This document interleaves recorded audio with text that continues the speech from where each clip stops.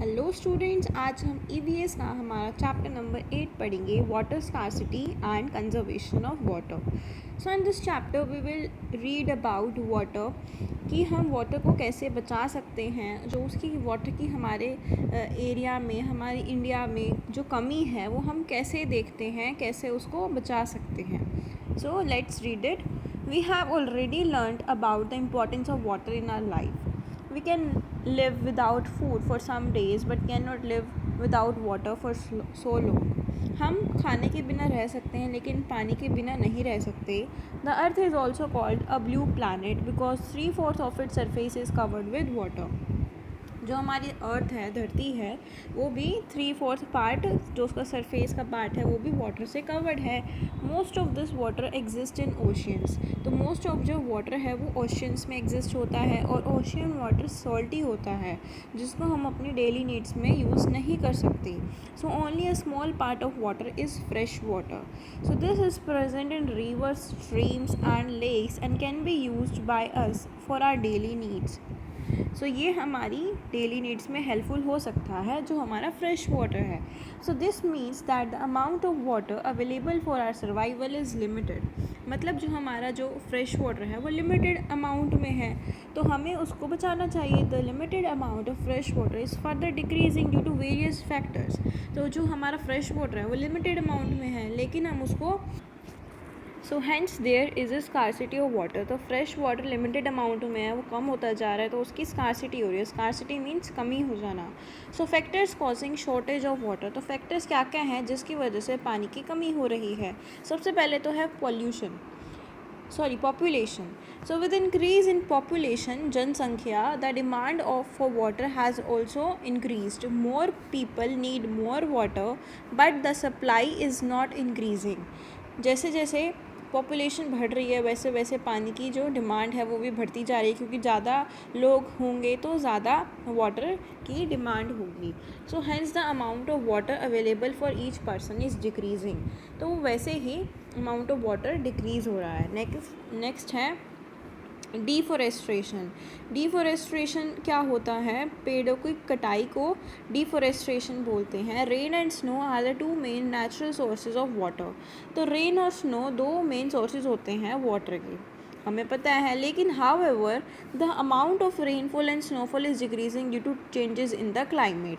वैसे ही रेनफॉल और स्नोफॉल की भी डिक्रीजिंग डिफॉरेस्ट्रेशन की वजह से डिक्रीज़ हो रहा है. चेंजेस क्लाइमेट की में चेंजेस आ रहे हैं, उसकी वजह से डिक्रीज़ हो रही है सबकी अमाउंट. तो these changes are caused by various undesirable human activities. Deforestation, which means cutting of trees in the forest, is one such activity. तो ये सब क्यों हो रहा है? It is because of the all human activities. Human activities मतलब जो लोग जैसे सबसे पहले पेड़ों को काटना शुरू कर देते हैं फॉर वेरियस पर्पसेस के लिए, ताकि पेड़ों से उनको वेरियस प्रोडक्ट्स मिल सकें.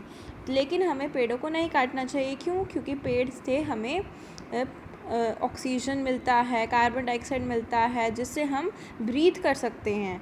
ठीक है, तो वो हमारे लिए बहुत इम्पॉर्टेंट होता है. और वैसे ही पेड़ों से सब कुछ होता है. जैसे अगर हम पढ़ें, trees are cut and forest are being clear. तो सब काट दिया, फॉरेस्ट काट दिए, तो सब क्लियर हो गया for building houses and factories. Some people cut trees just for earning money by selling the wood of these trees. जैसे मैंने आपको बताया कि ट्री से वो वेरियस प्रोडक्ट्स बनाते हैं, ताकि जो उसकी पेड़ की लकड़ी है वो उनको बेच के पैसा कमा सकें. So that's why they cut the trees, and that process is known as deforestation. So at present the number of trees being cut is more than that being planted. Means कि जो हम पेड़ उगा रहे हैं, बो रहे हैं मिट्टी में, उससे ज़्यादा तो पेड़ों की कटाई हो रही है. And this decrease in the number of trees results in a decrease in rainfall.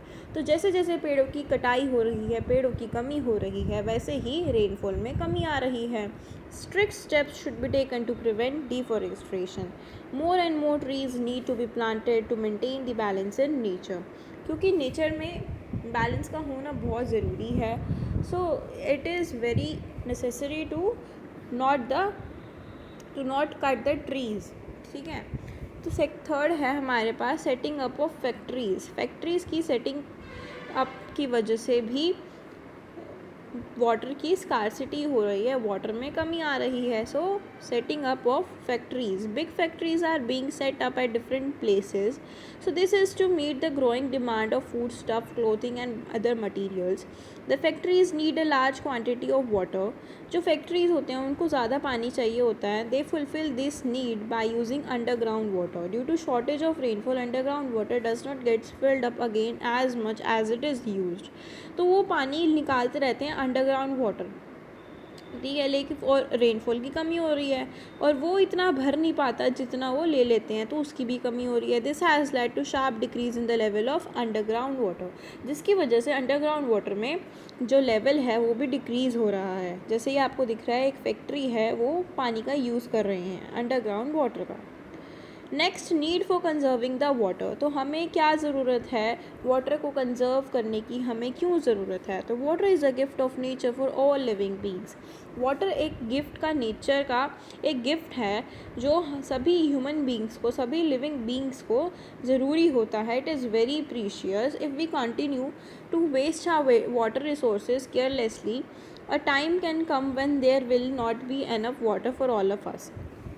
तो अगर हम वाटर को ऐसे ही बिना वजह उसको यूज़ ज़्यादा करेंगे, उसको ऐसे ही बर्बाद कर देंगे, पानी को वेस्ट कर देंगे, तो it is not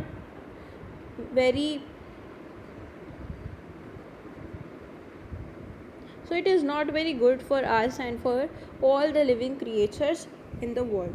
So the crops can also die due to lack of irrigation. जो crops हैं वो भी irrigation से मर जाती हैं. अगर irrigation उनमें ना हो तो वो मर सकती हैं, वो ख़राब हो सकती हैं. We should therefore make sincere efforts to save water now so that it remains available for future use, के लिए भी हमारे लिए वो सेव रहे. We can save water by avoiding its overusage and wastage. Proper and careful utilization of water, avoiding its wastage and maintaining the amount of water in its different sources is called water conservation. तो मतलब हमें wastage नहीं करनी चाहिए, उसका proper use करना चाहिए. तो ways of conserving water, we can avoid wastage of water in our daily life by adopting the following measures. So first of all, the turn of the tap after using it. जब भी हम tap का use करते हैं तो after using it we should turn off the tap. Do not keep the tap running. हमें tap को खुला नहीं छोड़ना चाहिए. वाइल ब्रशिंग टीथ और वॉशिंग हैंड्स. हमें जितना पानी की ज़रूरत है उसको यूज़ कर लो. जैसे अब कई बच्चे होते हैं, ब्रश करते करते टुंटी को, टैप को खुला छोड़ देते हैं और पानी उसमें से बहता रहता है और वेस्ट होता रहता है. सो हमें उसको बचाना चाहिए. Avoid the wastage of water. Use a mug and bucket to take bath instead of shower. तो आप मग और बकेट में नहाना चाहिए. हमें शावर को अवॉइड करना चाहिए. क्यों? क्योंकि शावर में large amount of water release होता है, जिसकी वजह से वेस्टेज ज़्यादा होती है. So water the plants with a bucket and mug instead of a pipe. तो इसमें ये भी बताया है कि मग में और बकेट में वाटर को प्लांट्स में वाटरिंग करनी चाहिए. ये नहीं है कि आप पाइप से वाटरिंग कर रहे हो प्लांट्स में. That is not the right way, क्योंकि पाइप में ज़्यादा वेस्टेज होगी, ज़्यादा पानी आएगा उसमें, तो ज़्यादा वेस्टेज होगी. लेकिन बकेट और मग में आप लिमिटेड अमाउंट का वाटर लेके जा रहे हो प्लांट को वाटर देने के लिए. Take only that much water in a tumbler that you can drink. Do not throw the leftover water in the sink. Pour it over plants. तो इसमें बताया है 5th पॉइंट में कि आपको जितना पानी चाहिए, आप पीना चाहते हो जितना पानी, उतना आप एक ग्लास में लेते हो तो आपको उतना ही पीना है. उसको आपको सिंक में थ्रो नहीं करना. और अगर आपको वो सिंक में थ्रो नहीं करना, उसकी जगह आप प्लांट्स में वो पानी दे दो. Do not throw any away water used for washing vegetables, rice और पल्सेस. जो हमने पानी राइस, पल्सेस, वेजिटेबल्स को वॉश करने के लिए यूज़ किया था, उसको आप वाटरिंग कर सकते हो प्लांट्स में. तो वो भी आपको वेस्ट नहीं करना है। Get the leaking pipes and taps repaired immediately. तो जो हमारे घर में अगर टैप्स वगैरह या फिर कोई पाइप रिपेयर करने की ज़रूरत है ताकि उसमें से पानी की ड्रॉप्स निकल रही हैं, तो उसमें भी वेस्टेज होगी पानी की, तो हमें वो भी फटाफट रिपेयर करा लेनी चाहिए। So we can conserve water on a large scale in the following ways. Over irrigation of fields should be checked. हमें ओवर इरीगेशन भी नहीं करनी चाहिए। Water sprinkler should be used for irrigation. This reduces the wastage of water. इसकी वजह से water की wastage नहीं होगी। Regions which get heavy rainfall are often flooded. Proper management rain water will not only prevent the destruction caused by the floods but also help in conserving the water। तो जहाँ भी ज़्यादा rainfall होती है तो वहाँ पे अक्सर फ्लड आ जाती है, तो जिसकी वजह से हमें एक प्रॉपर मैनेजमेंट वहाँ पे बनाना चाहिए जिससे पानी वेस्ट ना हो और वो कंजर्व हो सके, बच सके। Dams can be constructed to check floods. They also help to preserve large quantity of water. However, it is important to carefully plan the size, location and use of dams।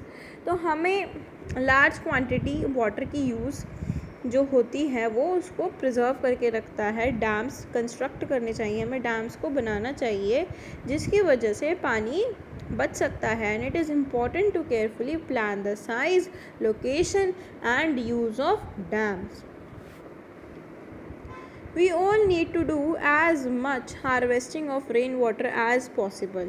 In cities, rainwater flows directly into drains। जो cities होती हैं जहाँ पे बारिश आती है या कुछ पानी आ रहा है कहीं से, वेस्ट नहीं करना चाहिए, वो सीधा कहाँ जा रहा है, ड्रेन्स में जा रहा है। तो उसको हम कैसे कर सकते हैं use? It should be collected in large underground tanks from where it seeps slowly into the ground। This helps in increasing the level of underground water, and rainwater may also be collected in overhead tanks and used for daily needs। तो हम overhead tanks जो उसको उसमें भी store करके रख सकते हैं, which is can be used for our daily needs। These steps can help in harvesting of rainwater. This is something that needs to be done in every school, home, office and factory। सो ये सारे steps जो हमने पढ़े ये हमें conserving of water के बारे में बताते हैं। We must take care to conserve water and preserve it for our future. All of us need to realize that every drop of water is important for sustaining life on earth. All of us must therefore take a pledge to do our bit to save every drop of water। तो हमें water को बचाना चाहिए क्योंकि every single drop जो water की है which is very important, तो हमें उसको वेस्ट नहीं जाने देना चाहिए, तो हमें उसको सेव करना चाहिए, कंजर्व करना चाहिए। सो कीवर्ड्स हैं हमारे पास। Deforestation means cutting of trees in forest. पेड़ों की कटाई को डिफॉरेस्ट्रेशन बोलते हैं। रेनफॉल मतलब बारिश, amount of rain falling at a place. Rain water harvesting means जो बारिश का पानी है उसको सेव करना। फॉर एग्ज़ाम्पल देखो यहाँ इस पिक्चर में गिवन है, यहाँ से पानी आ रहा है बारिश के रूप में, इस घर के ऊपर आ रहा है फॉर एग्ज़ाम्पल। तो हमें एक टैंक बना देना चाहिए, एक ऐसा जो डायरेक्टली सेव कर सके वाटर को। सो यहाँ से स्टोर हो जाता है वाटर यहाँ पे आके, और सीधा यहाँ से पाइप्स के थ्रू नीचे एक रेक्टेंगुलर सा टैंक बना रखा है which is for storing water. तो यहाँ से पाइप के थ्रू यहाँ पे आ जाता है और पानी स्टोर हो जाता है। This is called rain water harvesting. मतलब रेन वाटर की सेविंग करना, वाटर की सेविंग करना, उसको कंजर्व करना। तो यही होता है collection of rain water for day to day use.